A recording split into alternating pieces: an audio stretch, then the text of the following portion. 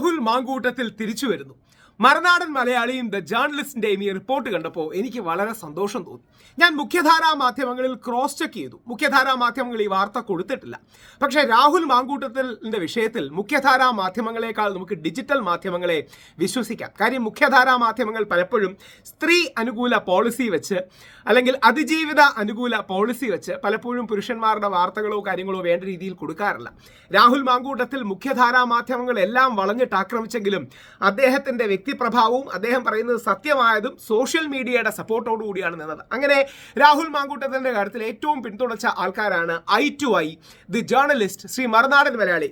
ശ്രീ ഷാജൻ കുറച്ചുകൂടെ ബാലൻസ്ഡ് ആയിട്ടാണ് ചെയ്തത്. എന്നാലും ഇന്ന് ഇവരുടെ വാർത്ത കണ്ടപ്പോൾ എനിക്ക് വളരെ സന്തോഷമായി. നമുക്ക് ആ വാർത്ത കാണാം. ശ്രീ ഷാജൻ പറയുന്നത് കുറ്റപത്രം നിലനിൽക്കില്ല എന്നുള്ളതാണ്.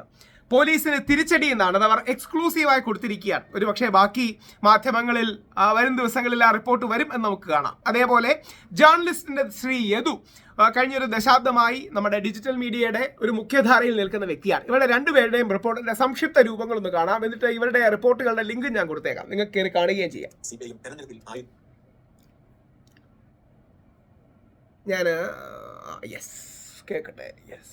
നമസ്കാരം. സൂര്യനെല്ലി കേസ് മുതൽ സോളാർ കേസ് വരെ CPIM തെരഞ്ഞെടുപ്പിൽ ആയുധമായി പ്രയോഗിച്ചിരുന്നു. പെണ്ണ് കേസുകൾ എങ്ങനെയാണ് വിദഗ്ധമായി UDF സർക്കാരിനെ അട്ടിമറിക്കാൻ ഉപയോഗിക്കേണ്ടത് എന്ന് CPIM-നെ ആരും പറഞ്ഞ് പഠിപ്പിക്കേണ്ടതില്ല. ആ ലക്ഷ്യത്തിൽ തന്നെയായിരുന്നു ഈ തെരഞ്ഞെടുപ്പിന് മുന്നോടിയായി കഴിഞ്ഞ വർഷത്തിന്റെ ഒടുവോടുകൂടി രാഹുൽ മാങ്കൂട്ടത്തെ പ്രതി ചേർത്ത് അവർ കേസെടുക്കുന്നത്. രാഹുൽ മാങ്കൂട്ടത്തിനെതിരെയുള്ള പരാതികൾ അന്വേഷിക്കാൻ എന്ന് പറഞ്ഞ് പ്രത്യേക അന്വേഷണ സംഘത്തിന് പിണറായി പോലീസ് രൂപം കൊടുക്കുമ്പോൾ രാഹുലിനെതിരെ ഒരൊറ്റ കേസ് പോലും ഉണ്ടായിരുന്നില്ല. സോഷ്യൽ മീഡിയയിലും അതിന് ചുവട് പിടിച്ച് മാധ്യമങ്ങളിലും വന്നുകൊണ്ടിരുന്ന വാർത്തകൾക്കപ്പുറത്തേക്ക് ഒരു പരാതി പോലും ഇല്ലാതെയായിരുന്നു പോലീസ് അന്വേഷണ സംഘത്തെ ചുമതലപ്പെടുത്തുന്നത്. അന്വേഷണ സംഘം കഷ്ടപ്പെട്ട് യാതനകൾ അനുഭവിച്ച് കണ്ടുപിടിച്ച് സമ്മർദ്ദം ചെലുത്തി പരാതിയുണ്ടോ പരാതി എന്ന് പറഞ്ഞ് നമ്മുടെ ലാലേട്ടനും ശ്രീനിവാസനും കൂടെ സാധനം കയ്യിലുണ്ടോ എന്ന് പറയുന്ന പോലെ പോലീസുകാർ പരാതി കയ്യിലുണ്ടോ എന്ന് അന്വേഷിച്ചപ്പോഴും, അതായത് പരാതിക്കാരിയെ തപ്പുകയായിരുന്നു രീതിയായിരുന്നു. രാഹുൽ മാങ്കൂട്ടത്തിൽ ആട്ടക്കലാശത്തിൽ കോൺഗ്രസ് പാർട്ടിക്കാർ കൂടി ചേർന്നതോടെ രാഹുലിന് അകാരണമായി ചില കോൺഗ്രസ് എല്ലാവരും അല്ല നഷ്ടപ്പെടുന്നു. ഒടുവിൽ എവിടെ നിന്നോ തട്ടിക്കൂട്ടി ഒരു പരാതിക്കാരിയെ കൊണ്ടുവന്ന് അവരുടെ പരാതിയിൽ രാഹുൽ മാങ്കൂട്ടത്തിനെതിരെ കേസെടുക്കുന്നു. പിണറായി സർക്കാരിന്റെ ലക്ഷ്യം കൃത്യമായി അറിയാവുന്നതുകൊണ്ട് വിദഗ്ധമായി രാഹുൽ മാറി നിൽക്കുന്നു. തിരുവനന്തപുരം സെഷൻസ് കോടതിയിൽ രാഹുൽ മുൻകൂർ ജാമ്യാപേക്ഷ കൊടുക്കുന്നു. മുൻകൂർ ജാമ്യാപേക്ഷ പരിഗണിച്ച 2 വട്ടവും കോടതി ഇതിൽ എന്ത് റേപ്പാണുള്ളത് എന്ന ചോദ്യം ചോദിച്ചതോടെ പോലീസിനെ അപകടം നടക്കുന്നു. ഒടുവിൽ ജാമ്യ ഹർജിയിൽ തീർപ്പ് കൽപ്പിക്കുന്നതിന് തൊട്ടു മുൻപ് പ്രോസിക്യൂട്ടർ പറയുന്നു നിർണായകമായ ഒരു തെളിവ് കൂടി ഹാജരാക്കാനുണ്ട്. നാളത്തേക്ക് കേസ് മാറ്റണം. കോടതി കേസ് മാറ്റി. പിറ്റേ ദിവസം വന്ന് പ്രോസിക്യൂട്ടർ പറയുന്നു പുതിയ തെളിവല്ല, പുതിയ കേസാണ്. രണ്ടാമതൊരു കേസ് കൂടി രജിസ്റ്റർ ചെയ്തിരിക്കുന്നു.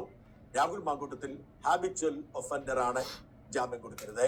റേപ്പ് ഇല്ല എന്ന് കോടതിക്ക് ഉത്തമ ബോധ്യമായെങ്കിലും സമാനമായ മറ്റൊരു കേസിലെ പ്രതി കൂടിയായതോടെ പ്രിൻസിപ്പൽ സെഷൻസ് ജഡ്ജ് രാഹുൽ മാങ്കൂട്ടത്തിന്റെ ജാമ്യം നിഷേധിക്കുന്നു. രണ്ടാമത്തെ കേസും തിരുവനന്തപുരം കോടതിയിൽ നിലനിൽക്കുന്നു. രാഹുൽ ഇരുട്ടിൽ തന്നെ കഴിയുന്നു. രണ്ടാമത്തെ കേസിൽ തിരുവനന്തപുരം പ്രിൻസിപ്പൽ സെഷൻസ് കോടതിയിൽ മുൻകൂർ ജാമ്യാപേക്ഷ നൽകിയതിനൊപ്പം തന്നെ ഒന്നാമത്തെ കേസിൽ ജാമ്യം തള്ളിയതിനെതിരെ ഹൈക്കോടതിയിൽ അപ്പീലും കൊടുക്കുന്നു.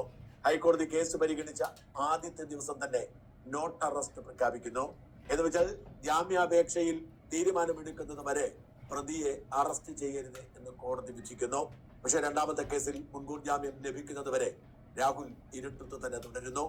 ആ രണ്ടാമത്തെ കേസിനെ കുറിച്ചാണ് കോടതി പറഞ്ഞത് ഇത് ഈ പരാതിയിൽ തന്നെ സംശയമുണ്ട്. അതാണ് ശ്രീ സണ്ണി ജോസഫ് എടുത്തു പറഞ്ഞത്. വെൽ ഡ്രാഫ്റ്റഡ് പരാതി എന്നൊക്കെ. അതിനെ മുഖ്യധാരാ മാധ്യമങ്ങൾ പലതും ആക്രമിക്കുകയുണ്ടായി. ഇതൊക്കെ രാഹുൽ മാങ്കൂട്ടത്തിന്റെ കാര്യത്തിൽ മുഖ്യധാരാ മാധ്യമങ്ങൾ അടക്കം കള്ളത്തരം കാണിച്ചു എന്ന കാര്യത്തിൽ സംശയമില്ലല്ലോ ആർക്കും. രാഹുൽ ഈശ്വർ എന്ന ഞാൻ അടക്കം പറഞ്ഞ പോയിന്റുകളാണ് എണ്ണിയതുപോലെ ശരിയായി വന്നത്. അപ്പൊ ഇതിനെയും ശ്രീ യദുവിന്റെ നിലപാടും കൂടെ കേൾക്കാം. രണ്ടും വളരെ എത്രത്തോളം ശക്തമായിട്ട് തിരിച്ചു വരാൻ കഴിയുമോ അത്രയും ശക്തനായിട്ടായിരിക്കും രാഹുൽ മാങ്കൂട്ടത്തിൽ തിരിച്ചു വരും. ഗൂഢാലോചന നടത്തിയവരെയൊക്കെ കർശനമായി ശിക്ഷിക്കുക എന്ന ലക്ഷ്യം പ്രാഥമികമായി എടുത്തു വെച്ചിട്ടായിരിക്കും ആ ചെറുപ്പക്കാരൻ തിരിച്ചു വരിക.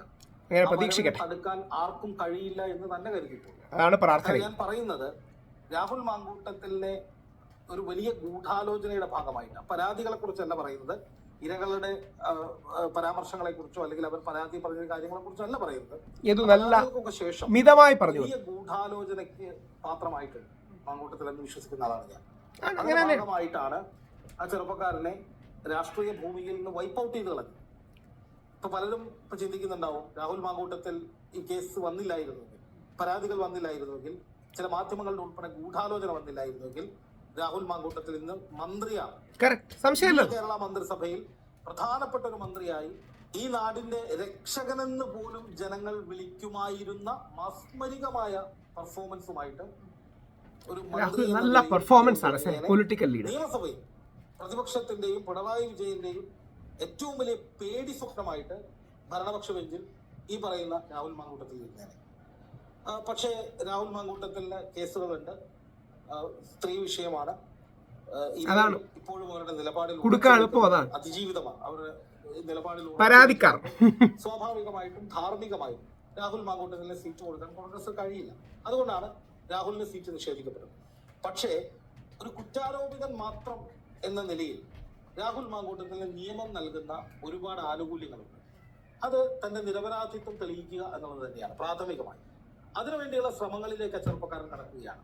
അതായത് മൂന്നാമത്തെ കേസ്, ഏറ്റവും 3 കേസുകളാണ്, 3 കള്ളക്കേസാണ്.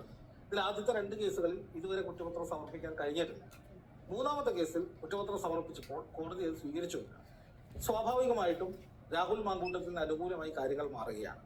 എന്തുകൊണ്ട് ഒന്നാമത്തെയും രണ്ടാമത്തെയും കേസുകളിൽ കുറ്റപത്രം സമർപ്പിക്കുന്നില്ല എന്നുള്ള ചോദ്യം മുഴച്ചു നിൽക്കുന്നു.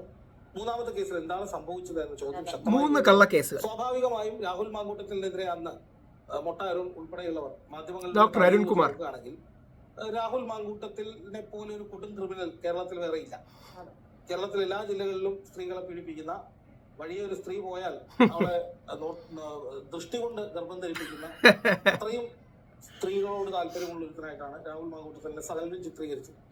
പക്ഷെ ആ കേസിന്റെ മെറിറ്റിലേക്ക് പോകുമ്പോൾ ഈ പറയുന്ന ആരോപണങ്ങളൊന്നും തെളിയിക്കാൻ ഈ ആരോപണം ഉന്നയിച്ചവർക്ക് കഴിയുന്നില്ല. വെറും കള്ളക്കേസുകളായിരുന്നു. മേലേക്ക് പോകുന്നു. ഈ പറയുന്ന CPM-നെ ചീത്ത വിളിക്കുന്നു.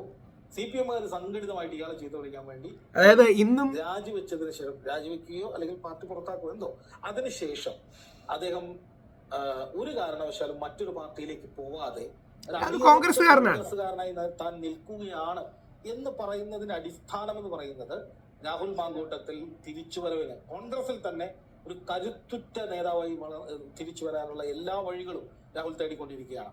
അപ്പൊ അതിന്റെ അർത്ഥം, മറ്റൊരു അർത്ഥം എന്ന് പറയുന്നത്, തന്നെ ചവിട്ടി മെതിച്ചതിന് കാരണക്കാരായ ചിലർ ഈ പാർട്ടിയിലുണ്ട്. അവർക്കെതിരായ ഒരു പ്രതികാരം തന്റെ തിരിച്ചുവരവിലൂടെ നൽകുക എന്ന ലക്ഷ്യവും രാഹുലിനുണ്ട്. അപ്പൊ അതുകൊണ്ട് തന്നെ രാഹുൽ മാങ്കൂട്ടത്തിൽ തീർച്ചയായിട്ടും എടുക്കാൻ പോകുന്നത് ഒന്ന് നിയമപരമായിട്ട് ഈ കേസുകൾ ഇല്ലാതാക്കാൻ വേണ്ടിയിട്ട് കോഷ് ചെയ്യാൻ വേണ്ടിയുള്ള നടപടികളിലേക്ക് പോകുന്നതിനൊപ്പം തന്നെ ഈ പറയുന്ന ഗൂഢാലോചന അന്വേഷിക്കാൻ വേണ്ടി ഒരു നിയമപരമായ മറ്റൊരു നീക്കത്തിലേക്ക് പോകാൻ സാധ്യത വളരെ കൂടുതലാണ്. കാരണം ഇപ്പൊ CPM അല്ല ഭരിക്കുന്നത്. അപ്പൊ അതുകൊണ്ട് തന്നെ ഭരണപരമായിട്ട് ഇതിൽ നിഷ്പക്ഷമായ അന്വേഷണം നടക്കും എന്നുള്ളത് ഒരു പോയിന്റാണ്. ആ പോയിന്റ് വെച്ച് രാഹുൽ തിരിച്ചു വരണം. മുഖ്യധാരാ മാധ്യമങ്ങളിലൂടെയും അടക്കം ഈ വാർത്ത കേൾക്കാൻ എനിക്ക് വലിയ ആഗ്രഹമുണ്ട്. രാഹുലിനെ കുടുക്കിയതാണ് ഗൂഢാലോചനയിൽ ശ്രീ പിണറായി വിജയൻ അടക്കമുള്ളവർ. അത്രയും മുതിർന്ന നേതാക്കൾ രാഷ്ട്രീയത്തിന്റെ അജണ്ട സെറ്റ് ചെയ്യാൻ വേണ്ടി രാഹുലിനെ കുടുക്കുകയായിരുന്നു. എന്നാൽ രാഹുൽ മാങ്കൂട്ടത്തിൽ ശക്തമായി തിരിച്ചു വരട്ടെ. മറുനാടിന്റെയും ജേർണലിസ്റ്റിന്റെയും ഈ വിഷയത്തിലുള്ള വാക്കുകൾ പൊന്നാകട്ടെ. രാഹുൽ തിരിച്ചു വരാൻ വേണ്ടി കാത്തിരിക്കുന്ന സാധാരണ മലയാളികളിലൊന്നാണ്. തിരിച്ചു വരുമ്പോൾ ഞാൻ രാഹുൽ ഇനിയും ചർച്ചകളിൽ നടികൂടും. കാര്യം അദ്ദേഹം നെഹ്റുവിയൻ ലെഫ്റ്റും ഞാൻ ഗാന്ധിയൻ റൈറ്റുമാണ്. ആശയപരമായ വ്യത്യാസമുണ്ട്. പക്ഷേ രാഹുലിനൊപ്പമാണ് നീതി, രാഹുലിനൊപ്പമാണ് കേരള ജനത.